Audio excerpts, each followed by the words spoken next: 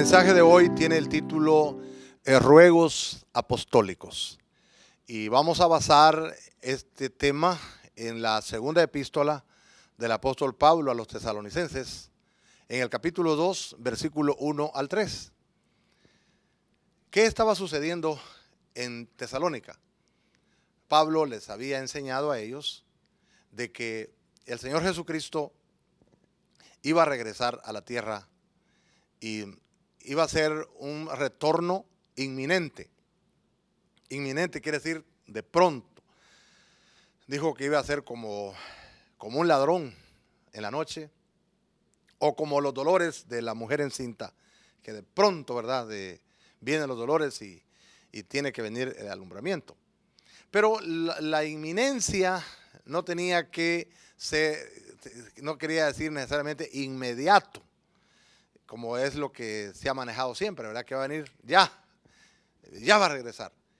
Entonces, la gente, pues, los hermanos en Tesalónica estaban con esa expectativa, al punto de que muchos de ellos dejaron de trabajar, porque ¿para qué estar trabajando si el Señor ya va a venir? Dejaron sus trabajos, mucha gente dejó los trabajos, y los otros que sí estaban trabajando, pues estaban sosteniéndolos a ellos. Pero ya con el tiempo, como que eso ya no les fue gustando y empezó a haber un malestar en la iglesia. Y encima de eso, había mucha persecución en la iglesia. Tremenda persecución, horrible persecución. Y por otro lado, los hermanos se estaban muriendo y ellos están preocupados. Y dicen, bueno, ¿y qué está pasando? Y aparecieron algunos por ahí diciendo que alguien dijo por ahí que Pablo le había mandado una carta a él, y que diciéndole que el Señor ya estaba por venir. Y algunos comentaristas dicen que lo que quiere decir ahí es que estos estaban diciendo que Pablo estaba escribiendo que Cristo ya había venido. Otros decían que habían tenido revelaciones especiales de que el Señor ya había venido. Otros estaban diciendo que habían visto visiones, que habían visto ángeles, cosas así. Y hay una tremenda confusión, tremendo problema aquí. Entonces Pablo les escribe en este capítulo 2 y les ruega, dice el verso 1, con respecto a la venida de nuestro Señor Jesucristo y nuestra reunión con Él, os rogamos, hermanos, les ruego. ¿Qué les ruega? Dice que no se muevan no se dejen mover, dice el versículo 2, fácilmente de vuestro modo de pensar, ni se conturben, y aquí está, ni por espíritu, ni por palabra, ni por carta, como si fuera nuestra, en el sentido de que el día del Señor está cerca. Y dice aquí que nadie os engañe en ninguna manera, porque no vendrá sin que antes venga la apostasía y se manifieste el hombre de pecado, el hijo de perdición. En todo esto Pablo les hace por lo menos dos ruegos. Número 1, dice, no se dejen mover del modo de pensar. Sí, y esto es importante, porque de lo que nosotros tenemos aquí en nuestros pensamientos, de ahí nos vienen las cosas que creemos.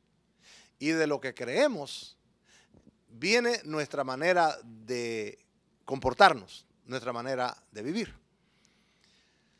Y con respecto a la venida de Cristo, Pablo le dice, no se dejen mover tan fácilmente, hombre, de lo que se les ha enseñado. Pero, ¿no le parece a usted que para tener una manera correcta de pensar, también tenemos que tener fundamentos, tenemos que tener doctrina, tenemos que tener una correcta enseñanza? En la iglesia hemos estado siempre enseñando la palabra de Dios, y se supone que la iglesia ya tiene que tener un fundamento escritural, un fundamento doctrinal, y entonces es cuando Pablo dice, no se dejen mover de ese modo de pensar correcto que ustedes tienen, especialmente respecto a la venida del Señor. Hoy tenemos muchos movimientos así.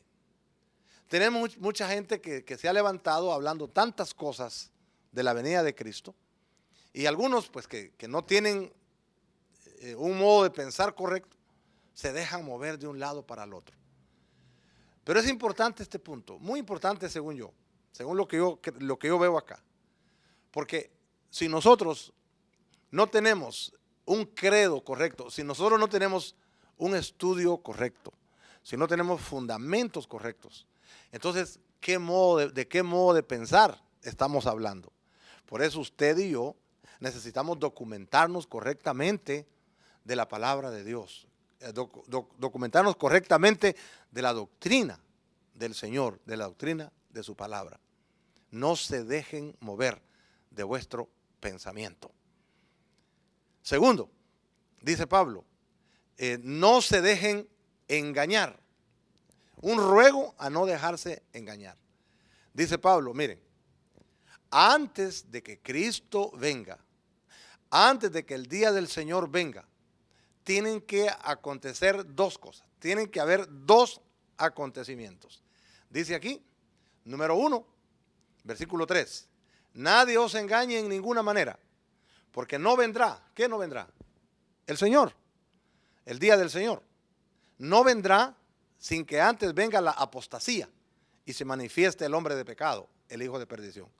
Lo primero que dice Pablo que tiene que aparecer antes de que Cristo regrese es una gran apostasía. Apostasía quiere decir una revuelta. Apostasía quiere decir una cantidad de personas que creen una cosa y se salen y ahora creen lo contrario y se vienen en contra de su creencia anterior. Se manejaba mucho también en el ejército. Cuando un grupo de soldados se rebelaba, se salían y ahora hacían un ejército como una guerrilla, ¿verdad? En contra del ejército. Pues dice que va a venir, dijo Pablo, antes de que Cristo venga, antes de que el día del Señor aparezca, y el día del Señor tiene que ver más con la destrucción de los impíos, y la venida de Cristo tiene que ver con los hijos de Él, los verdaderos cristianos que Él va, si están muertos los va a resucitar y si están vivos los va a transformar en el gran arrebatamiento de la iglesia. Dice, antes de que eso pase, tiene que venir una gran apostasía. Y sabe, siempre ha habido apostasías en el mundo, pero esta será la más grande apostasía que jamás ha habido. Millones de todo el mundo harán una manifestación prominente de los poderes del mal dirigidos en contra del Señor. Tremendo. Dice la Biblia en palabras de Cristo que muchos, dice, tropezarán entonces. Muchos falsos profetas se levantarán. Y esos falsos profetas engañarán a muchos. La maldad se multiplicará muchísimo. El amor de muchos se enfriará. Pero el que persevere hasta el fin, ese será salvo. El que no se deja mover de su modo correcto de pensar. El que no se deja engañar, el que persevere en ese pensamiento cristiano correcto y que no se deja engañar, ese va a ser salvo. Ahora hay un asunto muy interesante. Después de la apostasía, dice, viene el hombre de pecado o el hombre sin ley. Este es el hombre de perdición, que también se le conoce como el anticristo. Tendrá que ser un personaje, como dice aquí, que se va a revelar. Quiere decir que ya existe en algún lado. Y ese va a ser como el líder de esa gran apostasía. Pero no va a ser un líder como los que han existido en el mundo. Por ejemplo, Hitler, ¿verdad?, que mató 6 millones de judíos. No van a ser hombres así, de ese tipo, sino que va a ser peor. Porque este personaje va a ser la personificación del mismo Satanás, el mismo diablo, en esa revuelta horrible que va a haber en el mundo. Y Pablo dice, miren, eso tienen que saber ustedes, que antes de que venga el Señor, va a existir esas dos cosas. No se dejen engañar. Ahora, yo quiero terminar esta plática diciendo esto. ¿Por qué somos engañados? En primer lugar, por el mismo Satanás. Debe usted saber que toda obra del diablo es un engaño. Pero toda obra del diablo va a ser destruida. Todos los que se dejan engañar por Satanás y siguen sus pasos, tienen que saber que van a una destrucción segura. La palabra de Dios dice que Cristo regresará y pondrá todos sus enemigos por estrado de sus pies. No se dejen engañar. Creo que es mi punto principal al final de cuentas en este mensaje. Engañar quiere decir hacer creer que la mentira es verdad. Y sabe, el arma favorita del diablo es el engaño. Y nosotros podemos ser engañados. Número uno, podemos ser engañados por Satanás. Permitirle al diablo que con sus astucias nos haga creer que las cosas torcidas son las cosas rectas. Dejar que el enemigo nos engañe haciéndonos creer que vivimos bien cuando que vivimos mal. Haciéndonos creer que estando en el error estamos en la verdad. Tenemos 1000 ardides del diablo para engañarnos. Pablo dice, no se dejen engañar. En otro pasaje, en otra escritura dice, por las maquinaciones de Satanás. Hay muchas artimañas que el diablo usa para meternos en nuestra mente pensamientos incorrectos para que nosotros los creamos y empecemos a trabajar y a vivir, a comportarnos de una manera equivocada y aún hacernos creer que estamos bien. Pero el otro engaño, creo yo, que es el más sutil y el más peligroso, es el que nos hacemos nosotros mismos. Nosotros mismos. Hacernos creer nosotros mismos que estamos bien cuando que estamos horriblemente mal. Nosotros manejamos a veces pensamientos.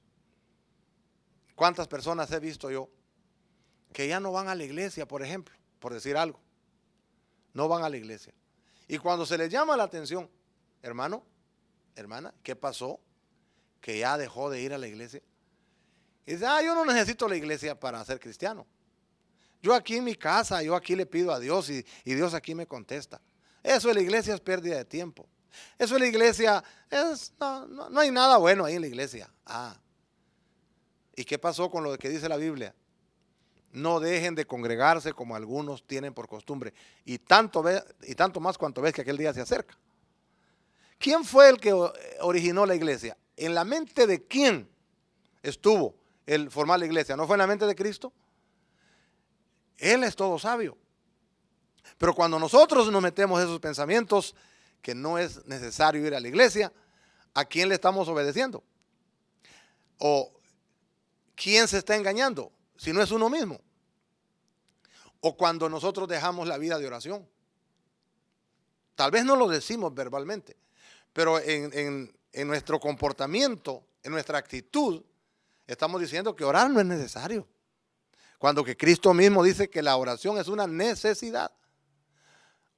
Hay que orar, dijo Pablo a los tesalonicenses también, hay que orar sin cesar. La oración es una necesidad, pero muchos en su mente se están engañando porque piensan que eso no es tan importante. ¿Y qué tal la lectura de la palabra? ¿Por qué no leemos las escrituras? Y cuando no leemos las escrituras no vamos a tener un fundamento correcto y vamos a ser movidos al engaño. ¿Por qué no se lee la escritura? Si fuera tan importante para nosotros lo haríamos. Pero nos engañamos pensando que no necesitamos. Cuando el Señor Jesucristo dice, escudriñen las escrituras, porque a vosotros os parece que en ellas tenéis la vida eterna. ¿Y qué tal el darle testimonio a otros? ¿Qué tal el compartir nuestra fe? ¿Por qué no lo hacemos? Y de ahí podemos decir muchas cosas más. Nuestra vida de santidad práctica.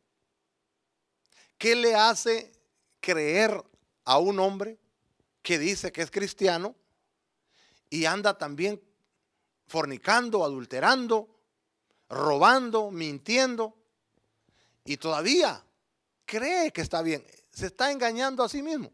O una mujer que dice que es cristiana, pero es chismosa o tiene los mismos comportamientos que dije hace un momento del hombre pecador, del hombre infiel. Ella también es infiel. Ella también es mentirosa. Ella también es iracunda. Pero cree que está bien. Eso es autoengañarse uno. La Biblia dice también en palabras de Pablo, no os engañéis. Dios no puede ser burlado. Lo que el hombre siembra, eso también va a cosechar. Si nosotros sembramos vientos, dice la Biblia, vamos a cosechar torbellinos. Si nosotros sembramos para la carne, de la carne vamos a cosechar corrupción. Pero si sembramos para el Espíritu, del Espíritu cosecharemos vida eterna. Usted no vaya a culpar el día de mañana al Señor, ni al gobierno, ni al diablo, en el último caso, de llevar una vida derrotada. Porque usted se ha dejado engañar por sus propios pensamientos. Pero hoy es el día de empezar a formar mejor nuestros pensamientos. Hoy es el día, como dice Pablo en otro pasaje, examinaos a vosotros mismos a ver si estáis en la fe. No nos dejemos engañar. 2 ruegos del apóstol Pablo, 2 ruegos apostólicos, que no solamente son para los tesalonicenses, pero también para usted y para mí. No nos dejemos mover de nuestro modo de pensar, pero que sea el modo de pensar correcto. Y no nos dejemos engañar, ni por el diablo, ni por el mundo, ni por nosotros mismos. Seamos fieles al Señor. Mantengámonos fieles en las buenas y en las malas. Vamos adelante, con firmeza. Como dice aquel himno, firmes y adelante, huestes de la fe. Sin temor alguno, que Jesús nos ve. Él es nuestro capitán. No nos dejemos mover de nuestro modo de pensar correcto. Y no nos dejemos engañar por nadie ni por nada. Oremos. Padre, gracias por tu palabra. Gracias, Señor, por el mandamiento apostólico, el cual queremos tomar en cuenta. Ayúdanos, Señor, a tener nuestros pensamientos en orden, a tener nuestros pensamientos sujetos a ti y sujetos a tu palabra. Y ayúdanos, Señor, para detectar las estrategias del enemigo y no dejarnos engañar por nada, sino seguirte a ti, que tú eres la verdad, y no seguir al enemigo, que es padre de mentira. Ayúdanos a vivir para ti, consagrados a ti, en el nombre de Jesús. Amén.